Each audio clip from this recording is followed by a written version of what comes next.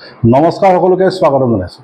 আপোনালোক চাগে খুব ব্যস্ত, আপোনালোকে চাগে সময় পান, সেইকাৰণে হয়তো চাগে কোনেও এই কথাটোক লৈ এটা সামাজিক মাধ্যমত কথাও লিখা নাই, ক'তো এটা মন্তব্যও কৰা নাই বা সংবাদ মাধ্যমৰ সন্মুখতো একো কোৱা নাই। কথাটো চাগে তেনেকুৱা।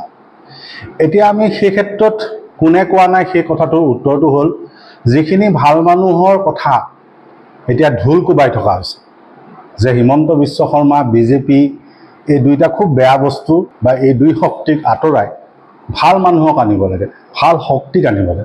এতিয়া ভাল মানুহ, ভাল শক্তি বুলি ক'লে 1 নম্বৰতে আহে কংগ্ৰেছ আৰু গৌৰৱ গগৈ, আৰু 2 নম্বৰতে এতিয়া আহে অখিল গগৈ, ৰাইজৰ দল, আৰু 3 নম্বৰত লুৰিণজ্যোতি গগৈ আৰু অসম জাতীয় পৰিষদ। এতিয়া সেই ভাল মানুহখিনি আজি মুখত মাত নাই। এতিয়া সমস্যাটো হ'ল সেই ভাল মানুহখিনি আজি মাত দিয়া নাই, তেওঁলোকে চাগে সময় পোৱা নাই, তেওঁলোক চাগে খুব ব্যস্ত। যে অসমত যিটোক বিৰোধী শক্তি বুলি কয় বা বিৰোধী বুলি যাক কোৱা হয়, সেইখিনিত কংগ্ৰেছ, অসম জাতীয় পৰিষদ আৰু ৰাইজৰ দল, তাৰ বাহিৰেও এটা চতুৰ্থ দল আছে, এটা চতুৰ্থ ৰাজনৈতিক দল আছে। দেখাত যদিও শক্তিটো কম, তথাপি তেওঁলোক এটা দল আৰু বিৰোধী মিত্ৰজোঁটৰ আওতাতে আছে।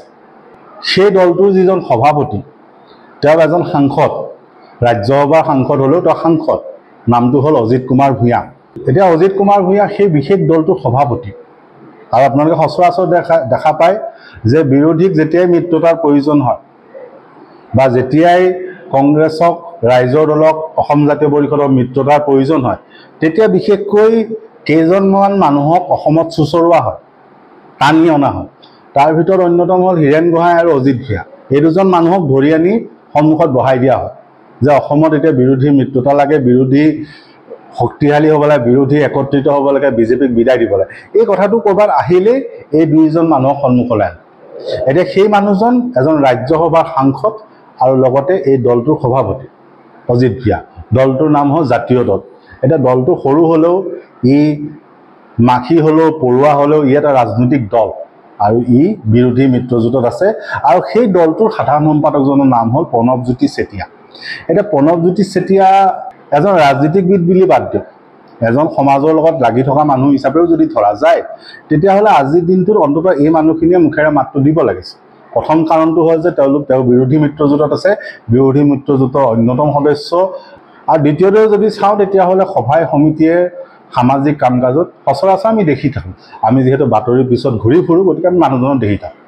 এতিয়া প্ৰণৱজ্যোতি চেতিয়াক এতিয়াৰ পৰা প্ৰায় 12 ঘণ্টা পূৰ্বে আটক কৰা হৈছে। আজি ৰাতিপুৱাই প্ৰণৱজ্যোতি চেতিয়াক আটক কৰিলে। আটক কৰি প্ৰথমতে লৈ গ'ল হাতীগাঁও থানা। হাতীগাঁও থানাৰ পৰা চিধাচিধি তেওঁক পাণবজাৰ কাৰ্বিআঞ্চললৈ লৈ যোৱা হৈছে আৰু তেওঁৰ বিৰুদ্ধে এটা গোচৰ ৰুজু হৈছে। এতিয়া সেই গোচৰটোৰ কথাটো হ'ল যে পুৰণি এটা গোচৰ 2/2025, সেই গোচৰটোৰ অধীনত কেইবাজনো ব্যক্তিক ইতিমধ্যে গ্ৰেপ্তাৰ কৰা হৈছে আৰু তাৰ পাছত প্ৰণৱজ্যোতি চেতিয়াক গ্ৰেপ্তাৰ কৰিছে। এতিয়া গোচৰটো যেতিয়া আমি চাইছিলোঁ, আমি যেতিয়া বাতৰি সংগ্ৰহ কৰিবলৈ গৈছিলোঁ, তেতিয়া আমি গম পাইছোঁ যে আনলফুল এক্টিভিটিজ প্ৰিভেনশ্যন এক্ট বা বেআইনী কাৰ্যকলাপ প্ৰতিৰোধী আইনৰ দুটাকৈ ধাৰা তেওঁৰ ওপৰত প্ৰয়োগ কৰিছে। তাৰ ভিত্তিত তেওঁক গ্ৰেপ্তাৰ কৰিছে। এতিয়া কথাটো হ'ল, তেওঁৰ ভুল নে শুদ্ধ সেইখিনি কথা ক'বলৈ যায়, কিন্তু তেওঁ এজন ব্যক্তি হিচাপে, তেওঁ এটা দলত আনুষ্ঠানিকভাৱে দায়িত্বত থকা হিচাপে এই যে বিৰোধী মিত্ৰজোঁটত ফটা ঢোল কোবাই থকা এই ভাল মানুহখিনি আছে, এই ভাল মানুহখিনিয়ে মাত কিয় নিদিলে? এইখিনি যদিহে ভাল মানুহ, এইখিনি মাত দিব লাগিছে। আৰু তাৰপিছতো যদি চাওঁ, তেতিয়াহ'লে গৌৰৱ গগৈ যোৰহাট সমষ্টিৰ সাংসদ, তেওঁৰ নিজৰ সমষ্টিৰ এজন ভোটাৰ, এজন সমাজকৰ্মী প্ৰণৱজ্যোতি চেতিয়া, কাৰণ তেওঁ শিৱসাগৰত ঘৰ। তেনেদৰে দেৱব্ৰত শইকীয়াৰ সেইখন গৃহ জিলাৰ এজন সমাজকৰ্মী। গতিকে নৈতিক দায়িত্ব এটাও আছে, ৰাজনীতিটো বাদ দিয়ক, নৈতিক দায়িত্ব এটাও গৌৰৱ গগৈ বা দেৱব্ৰত শইকীয়াৰ আছিলে, কিন্তু মুখেৰে তো শব্দ উচ্চাৰণ নকৰে।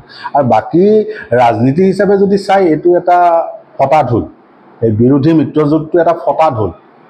ই এনেই নামত নাটক কৰি থাকে যে হীৰেণ গোহাঁই হওক, অজিত ভূঞা হওক, এই জ্যেষ্ঠ মানুহখিনিক টানি আজুৰি চুচৰাই এইখিনি মানুহক লৈ এখন নাটক ৰচি থাকে। মানুহখিনিকো ব্যতিব্যস্ত কৰি ৰাখিছে, অসমৰ ৰাইজকো ব্যতিব্যস্ত কৰি ৰাখিছে। আৰু তাতকৈ বেলেগ একো নহয়, কাৰণ ইমান তেওঁলোক কেনেকৈ ব্যস্ত হ'ল, ইমান তেওঁলোকৰ কিয় সময় নাই যে এটা সাধাৰণ মন্তব্য এতিয়ালৈকে কৰাৰ কোনো সৌজন্যতা তেওঁলোকে নেদেখালে। তেওঁলোকে এটা মন্তব্য কৰাৰ সাহস নেদেখালে। আমি আকৌ কৈছোঁ, তেওঁ ভুল নে শুদ্ধ সেইটো আইনে বিচাৰ কৰিব, কিন্তু কথাটো হ'ল মানুহজনক গ্ৰেপ্তাৰ কৰা কথাটোত আপোনালোকৰ মন্তব্য কি? সেইটো একো নকয়। অখিল গগৈও নকয়, গৌৰৱ গগৈও নকয়, লুৰিণজ্যোতি গগৈও নকয়, জগদীশ ভূঞাও নকয়, দেৱব্ৰত শইকীয়াও নকয়, ৰিপুণ বৰাও নকয়, ভূপেন বৰাও নকয়। কাৰণটো কি? কাৰণ সেই কথাটো ক'লে তেওঁলোকে TRP নাপায়। TRP পোৱা কথাটোতহে তেওঁলোকে মাত দিব। য'ত TRP পায় তাত তেওঁলোকে মাত দিব। এইবিলাক সৰু সৰু মানুহৰ কথা, গতিকে তেওঁলোকে নকয়। সৰু ৰাজনৈতিক দল, সৰু নেতা, গতিকে তেওঁলোকৰ কথা নকয়। তাত TRP নাহে, গতিকে কথাটো একো নকয়। স্পষ্টভাৱে অভিযোগ কৰিছোঁ যে আপোনালোকে সঁচাকৈ যদি ৰাইজৰ সন্মুখত ভাল মানুহ বুলি প্ৰতিষ্ঠা কৰিব বিচাৰিছে, তেনেহ'লে এইবিলাক কি নাটক? যে আপোনালোকে কৈ আছে যে বিজেপি এটা বেয়া শক্তি, হিমন্ত বিশ্ব শৰ্মা এটা বেয়া শক্তি, আমি ভাল শক্তি। এটা ভাল শক্তিৰ চৰিত্ৰ এইটো, যে এটা সৌজন্যতাও নাই, এটা ভদ্ৰতাও নাই, যে তেওঁলোকে এটা মন্তব্য কৰিলে। মানুহজন কি হয়, ভুল নে শুদ্ধ, তেওঁ সৰু নে ডাঙৰ মানুহ বাদ দিয়ক, তেওঁলোক আপোনালোকৰ লগতেই বহি লৈ বিৰোধী মিত্ৰতাৰ কথাটোত তেওঁ অংশগ্ৰহণ কৰিছে, তেওঁ সহযোগ কৰিছে, তেওঁ অজিত ভূঞাৰ লগত সেই দলটোৰ হৈ গৈছে।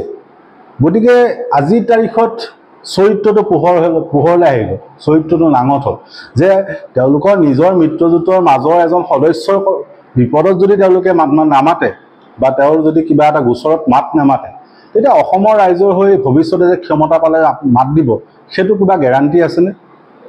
এনেইতো বহুত ডাঙৰ ডাঙৰ লেকচাৰ দিয়ে, গৌৰৱ গগৈ চাওক, লুৰিণজ্যোতি গগৈ চাওক, অখিল গগৈ চাওক, ডাঙৰ ডাঙৰ লেকচাৰ দিয়ে। কিন্তু যেতিয়া তেওঁলোকৰ নিজৰ মানুহৰ মাজৰ মানুহ এজন যেতিয়া বিপদত পৰিছে, যেতিয়া গোচৰ ৰুজু হৈছে, তেতিয়া মাত দিবলৈ তেওঁলোকৰ সময় নাই। গতিকে সেই মানুহখিনিয়ে অসমৰ মানুহৰ অভিভাৱকত্ব কেনেকৈ ল'ব, অসমৰ মানুহৰ দায়িত্ব ল'ব জানো, সাধাৰণ মানুহৰ দায়িত্ব ল'ব জানো? কাৰণ এজন একেবাৰে সৰু নেতা বুলিও যদি আমি ধৰোঁ, তেনেহ'লে আপুনি নিজে ভাবি চাওক যে এজন সৰু নেতা হোৱাৰ বাবে, এটা সৰু দল হোৱাৰ বাবে গুৰুত্ব দিব বিচাৰে, পাত্তাই দিব বিচাৰে। গতিকে সেই মানুহখিনি অসমৰ মানুহ পাত্তা দিবনে? এই যিখন যে মানুহবিলাকে বাৰে বাৰে কৈ আছে বিৰোধী মিত্ৰজোঁট হ'ব লাগে, গৌৰৱ গগৈ খুব ভাল মানুহ, কংগ্ৰেছৰ শাসন আহিব লাগে, এইবিলাক একোটা মিছা পলাপ। তেওঁলোকৰ আচল চৰিত্ৰটো এইটো। লগত থকা মানুহজন যেতিয়া গোচৰৰ সন্মুখীন হৈছে বা গ্ৰেপ্তাৰ হৈছে, তেওঁলোকৰ সময় নাই, তেওঁলোকে মাত মাতিবলৈও আহৰি নাই। এতিয়া এটা প্ৰশ্ন আছে, খুব প্ৰাসংগিক প্ৰশ্ন, যে শিৱসাগৰৰ এজন সংগঠনৰ নেতা, নামটো হ'ল আকাশ। এতিয়া আকাশে ক'বলৈ বিচৰা কথাটো হ'ল যে তেওঁৰ হাতত AK-47 দিব লাগে। কাৰণ কি? তেওঁ এই মিয়া বা বাংলাদেশীৰ বিৰুদ্ধে যুদ্ধ কৰিব। এতিয়া আমাৰ সেই ক্ষেত্ৰত অসম আৰক্ষীলৈ অনুৰোধ যে এই আকাশ নামৰ নেতাজন, যিজন নেতা AK-47 লাগে বুলি কৈছে বাংলাদেশীৰ বিৰুদ্ধে যুদ্ধ কৰিব বা বাংলাদেশীৰ বিৰুদ্ধে, তেওঁ বন্দুকটো লৈ কাক গুলিয়াব? বন্দুকটো লৈ ক'ত ব্যৱহাৰ কৰিব, কাক গুলিয়াব? আৰু দ্বিতীয় কথাটো হ'ল, বন্দুকটো চলাবলৈ, AK-47টো চলাবলৈ তেওঁক প্ৰশিক্ষণ কোনে দিলে? কাৰণ বন্দুকটো চলাবলৈ প্ৰশিক্ষণ লাগে, যিকোনো মানুহে চলাব নোৱাৰে।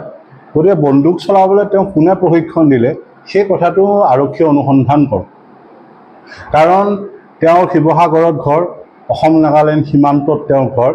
গতিকে যিহেতু বন্দুক তেওঁ লাগে বুলি কৈছে, গতিকে বন্দুক চলাবলৈ তেওঁ কোনে প্ৰশিক্ষণ দিলে, সেই প্ৰশ্নটো উত্থাপন হ'ব লাগে, বা সেই প্ৰশ্নটোৰ ভিত্তিত তদন্ত হ'ব লাগে, আৰু কাক গুলিয়াব সেইটোও তদন্ত হ'ব লাগে। চেতিয়া নামৰ মানুহ এজন, তেখেত বশিষ্ঠপুৰ বাইলেন 1ত থাকে, আৰু তেখেত অৰিজিনেল ঘৰ হৈছে শিৱসাগৰ ডিমৌ। তেখেতে ফেচবুকত আপোনাৰ আলফা স্বাধীনৰ হৈ কিবা এটা পোষ্ট এটা দিছিলে।